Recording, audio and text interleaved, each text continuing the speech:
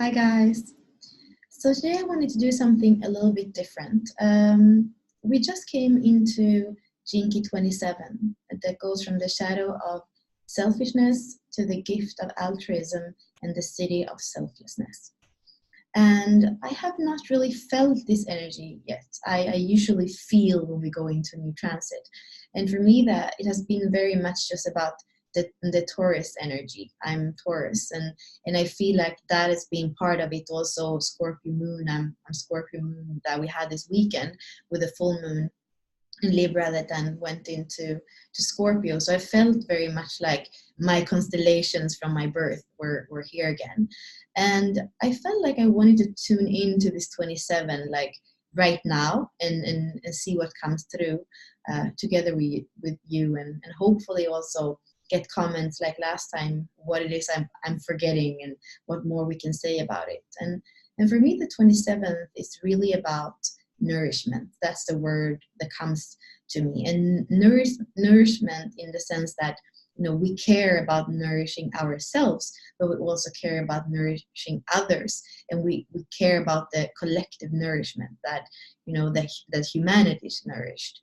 And we can see that this 27th Jinki or gate connects with the 50th and makes a channel between the Splenic Center and the Sacral Center in the Bodygraph. And the 50 has a little bit more of this masculine kind of responsibility. It actually speaks about equilibrium, that we need, in order for us all to be nourished, we have to go from corruption to equilibrium. That is the way of in finding a harmony for humanity. And then it connects with 27th, which is a more feminine flavor, I would say, and it comes from the Sacral Center, and it's so much about care and nourishment.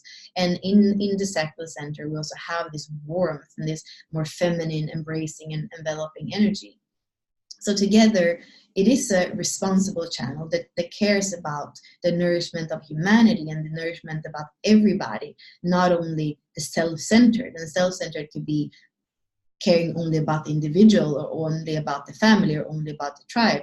But that's really the shadow of this tribal, in this tribal kind of way of looking at the 27, that we only care nourishing what's really kind of our little world, whether it's only us or only our family.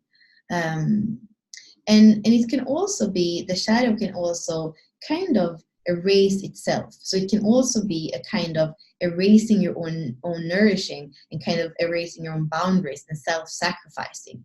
That's also, in the repressive sense, a way that we can see the 27. And somebody who doesn't feel worthy many times of being nourished, or even is nourishing other, giving in order to get something back. That can also, that's also part of the reactive. Like, we react and we give, but we're really expecting something back.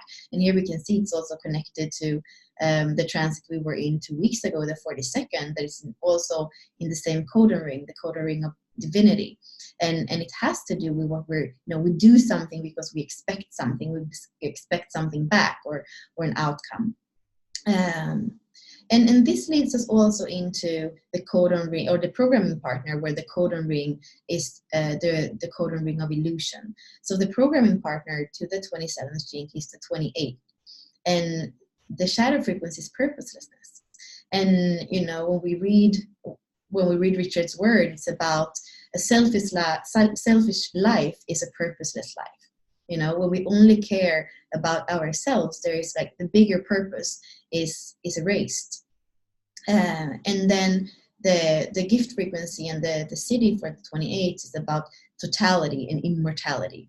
It's about living life to the fullest and living it now and sharing it now. So we can see that the 27 is also, and the 28, the programming partners, are speaking about sharing, you know, nourishing, sharing the food, you know, being a pod, like we're all together.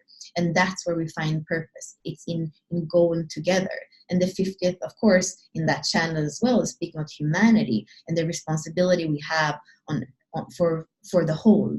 And you know, it feels like we can take down the whole ideology somehow of the Gene Keys about that question, you know, the Grail question. It's like, am I serving myself or am I serving the whole?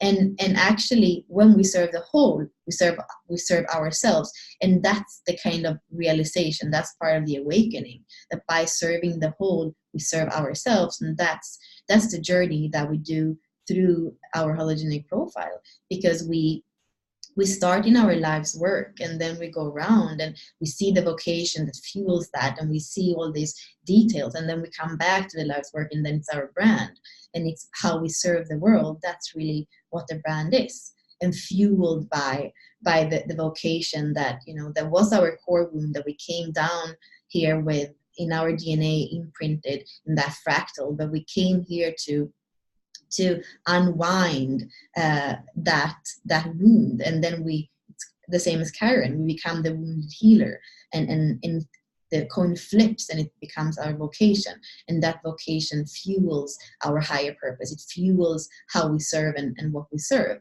So it's really, I feel like in this gene key we have, you know, the whole story of the hologenic profile, and how we can use the gene keys in order to open up higher frequencies and what it is we serve. And I also, the 28th also has to do with, you know, it's kind of the illusion of death. It's coupled with the 32. 28 and the 32 is the ring of illusion, and the 32 is very afraid of failure.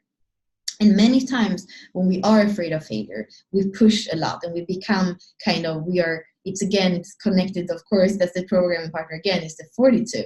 So we see here how everything is braided together. So when we are very focused on not failing ourselves in individual sense, and we have certain expectations, you know, we are also selfish, which is the 27th. And so all these things, we can see how they feed into each other, and not until we open up. And even the 32, it's also in the Splenic Center, and it's close to the 50th in a way, because it cares about what's worth preserving. It says this serves and this doesn't serve. It's kind of this father that knows for his children, you know, this serves and this doesn't serve. This is what I want you to learn. This is the education I want you to have. This is the values I want you to have. The 50 and the 32 are really a lot about that. And also you could say it's kind of taking out the weeds. So what we do in life, when we are not just focusing in a very selfish manner, we're starting to have a bigger perspective.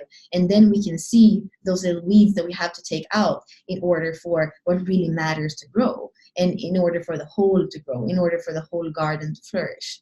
So I feel like this week is very much, it's so much that is like intertwined, and it comes from our instinct a lot when we are speaking about the 50, 28, and 32. But it's really connected to our sacral center and our feeling and our capacity for intimacy. And that's what the 27 comes with. It couples these two.